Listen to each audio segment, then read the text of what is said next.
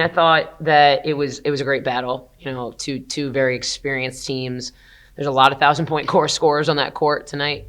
It was just a lot of fun. Honestly, it was a fun game to coach in. I think it was a fun game for these guys to play in, which you'll hear from them.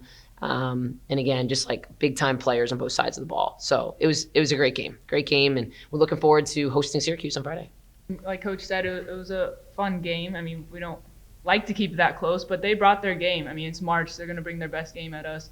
And we responded really well. We got stops down the stretch when it counted, and, we showed that we could get stops. Yep. Yeah, it was a fun game. I love playing in games like that. It just makes it so much better, in my opinion, because it really shows, like, who can show up at the end of the game, and we did that today. I feel like all practices leading up to a game are, the scout-wise is, like, oriented toward a team, but we do take pride in getting stops and playing fast. So not changing how we play, but trying to limit their scores at the same time. Yep. Yeah, I mean, we had 9 in the first half, right? Only 5 in the second half. I thought we played a much more controlled game. Sometimes that has to do with just like what end you're on. I think in the first half, like, we play very free because they're not in front of me, right? So it's like in the second half, like, I can control tempo a little bit more. We can talk about looks. We just have like more control, right, when you're in front of your bench. But I thought we were making great reads. I just thought we were being uncertain. I thought Caitlin's uncertainty when she got to 2 fouls led to some of those turnovers that she usually doesn't have, just like not catching the ball, right? But I do think that we were getting great looks. We missed a lot of layups too, and that just, I think, caused us to not panic, but like, press a little bit. So overall, though, I thought, like, from a composure standpoint, we were way better in the second half, and that was really great to see. Yeah, I think, we actually didn't go as many times in the last 2 games, and I think it's because we've been drawing so many fouls. We've been getting to the free throw line over 20 times a game, and we're not known to be this, like, prolific free throw shooting team. But when it matters, and that just goes to show our players, when it matters, they make shots. And so they just have to understand, like, that urgency of the entire game, right? Like, every possession matters, every free throw matters, every turnover matters.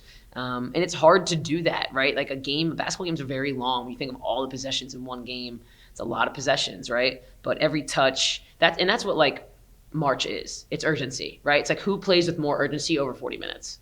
That's the team that wins.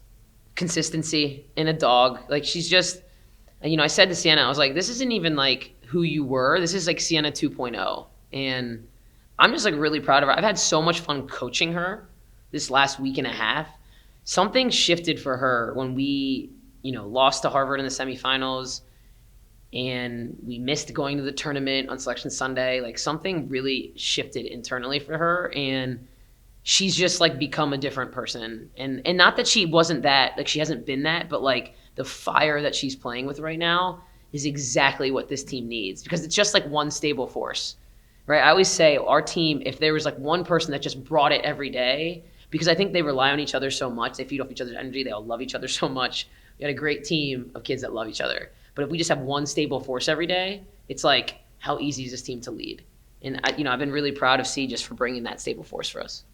Yeah, to be totally candid, I haven't really watched the women's games that much. I'm pretty frustrated with that still, and the NCAA and the selection committee. So I haven't really watched a lot of women's games, but I have watched the men's side. It's just less painful, honestly. But I think there's been some amazing upsets. I mean, I'm really proud of and happy for Mitch representing our league on the men's side. He's a great man. Mitch Henderson, that coaches Princeton. I don't know if you knew what I meant when I said Mitch. And Brett McConnell and his staff, like, those are guys I worked with for 5 years. So it's just really cool to see the league represented on the national stage, make it to the Sweet 16. I'm not surprised. I mean, that's why we should have had 2 teams in the league. I mean, in the tournament. There are 10 seed that upset the 7 and then went on and almost upset the 2. It just makes no sense to me. It's like, and we were better than them the entire season. Till the very last week. Our net was higher. Our resume was better. We beat them at least once at home. Or at their place, on the road. Just makes no sense. We should have been in the tournament. So somebody put that somewhere, because the NCAA needs to keep hearing it from me. Yeah.